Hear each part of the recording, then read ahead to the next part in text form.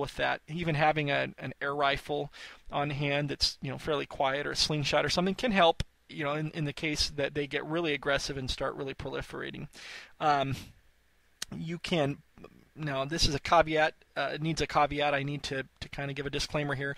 This is for a true survival situation. You wouldn't necessarily want to do some of these things in just your average daily situation, and check in your area, make sure that excuse me, that these kinds of things are even legal. But you can pour bleach into rat or mouse holes, things like that, and stop up holes, and often the resulting gas that comes from that, if you add kind of an also amount of liquid toilet bowl cleaner, mix those two together, it puts off a gas. I don't really like the idea of fumigating. I've heard other people suggest this, which is why I mention it. You want to go outside if you do that and let the fumes disperse. I wouldn't really recommend that necessarily, but if you're desperate, truly desperate, in a situation like that, you will want to consider all different options. You can make a simple chemical toilet. I've also mentioned this before, but with a trash can or a 5-gallon plastic bucket or whatever, and then get some plastic garbage bags and some kitty litter. We have a cat, so we actually keep kitty litter on site, so you can use that combination to kind of do your own little emergency chemical toilet. Keep toilet paper on hand and have a jug of bleach by each toilet. Add just a little bit of bleach, maybe half a cup, to the toilet after each use.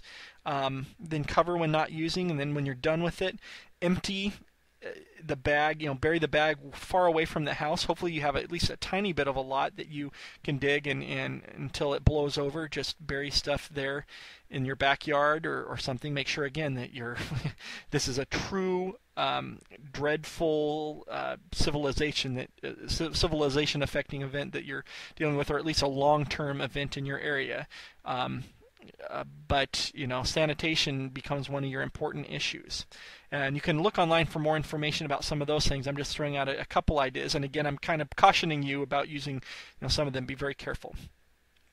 Light and heat is another thing. I began recording a podcast about staying warm, and I just couldn't get it quite to work right. I think that excuse me, with a family, keeping your kids warm and dry is something very important, and that's important to me. So if you have a wood stove, that's great, but in cities, you're often not going to have that. So go to your local, kind of outdoor survival, hiking and outdoorsy kind of things.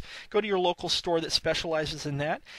Find something like the little kerosene heaters they have, which can be a good light source and be used for heat and cooking, with not a lot of fuel needing to be used. Obvious sources of light would also be flashlights and those little battery lanterns. The ones that are the propane lamps that have the little mantles, you can use those as well. You can get everything from kerosene, propane, gasoline lanterns, things like that.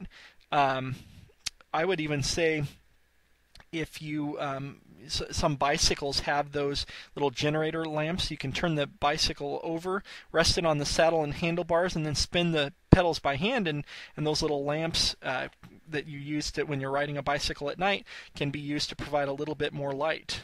So I'm not going to go really in depth to that because I plan to do a whole nother podcast on that. But you want to make sure that you're able to stay warm. And if your electricity's out, your electric heat's obviously not going to work. So heavy clothes, good sleeping bags, and even tents that you can set up inside your house to retain a little bit of heat. You can stay inside your tent inside your living room or something. Bring your family together and sleep in that. You'll stay a little warmer. Hey, even have your pets come snuggle with you, and your body heat will help each other stay warmer. Lastly, security.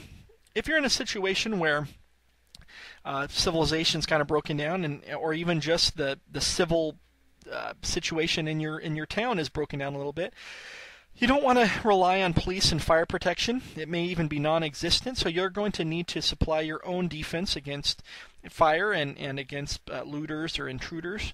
You can pretty easily take care of the fire situation. Have battery-powered smoke detectors that are not reliant on electricity working as many places in your house as you want to have them.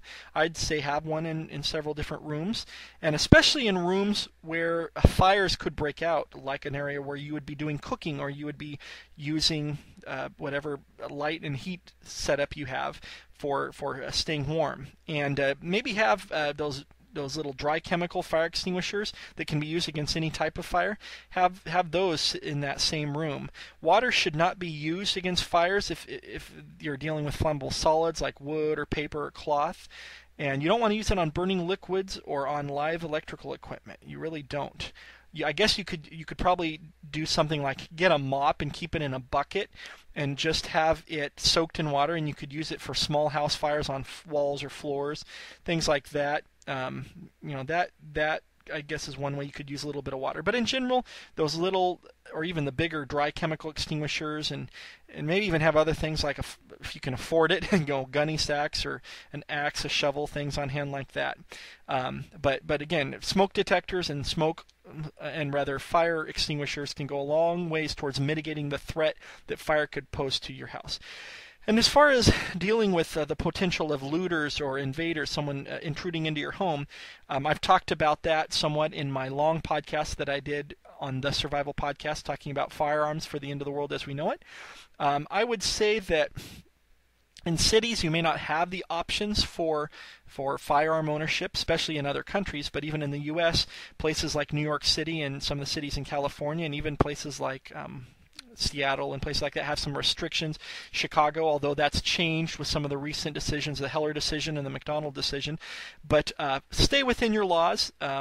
Obviously, I suggest becoming a member of the NRA, despite some of their recent rather boneheaded moves, in my opinion. But fight for the preservation of the Second Amendment rights, but also stay within the laws so you don't put yourself at risk, because part of being a survivalist and a preparedness person is being surviving and being prepared.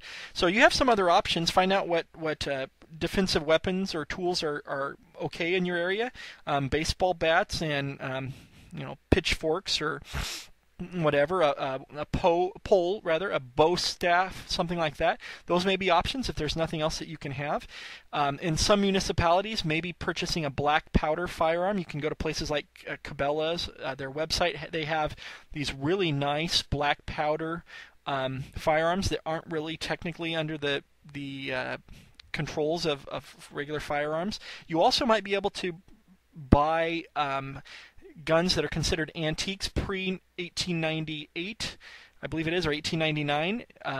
I actually one time was able to purchase an antique firearm that was actually chambered in a modern caliber, and it seemed to me to be a pretty good deal because it wasn't under the same laws and regulations. And if you lived in somewhere that didn't have something like that, or banned or whatever, that would be an option for you too. You could get a full power rifle, and you might have to search around for surplus ammo for it or whatever, but that would be an option for you. And really quick, reiterating the black powder thing, Cabela's, like I mentioned, they sell these nice revolvers patterned after some of the old 1800s naval and military revolvers, and you can get a spare cylinder for them, so you could actually have 12 rounds ready to go, and a good 44 caliber like that, like some of those, would probably be a pretty potent defensive tool. So that might be an option for you if you live behind enemy lines in some of the big cities, and I say that jokingly, but in places where there are strict restrictions.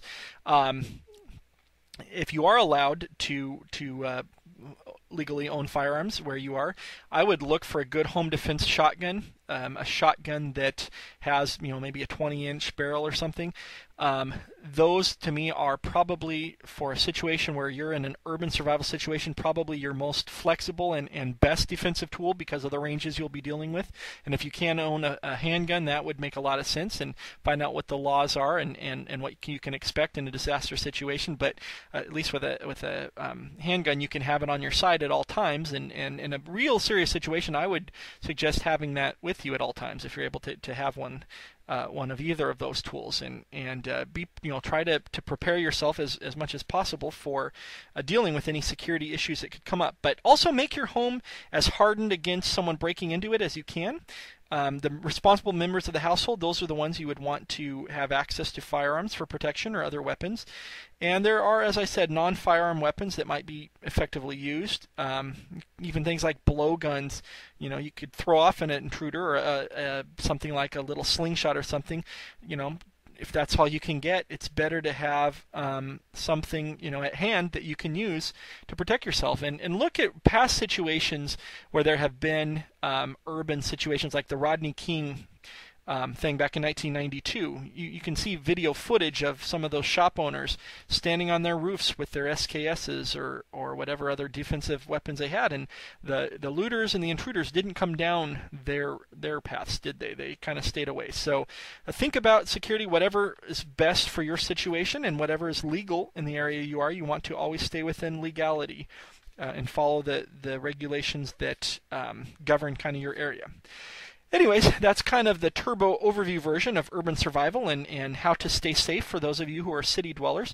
I wish you the best of fortune with that if we're ever in a situation. And again, I hope and pray we're never in that kind of situation where you would need to put any of those things to use. But hopefully there's some ideas and strategies that can give you at least some insight. And I again, thank you for stopping by, listening to the Chipmunk Family Survival Podcast. Have a great day. Better for worse. Did I say that to you? And did I mean it for when it kills me as well as when you make me weak in the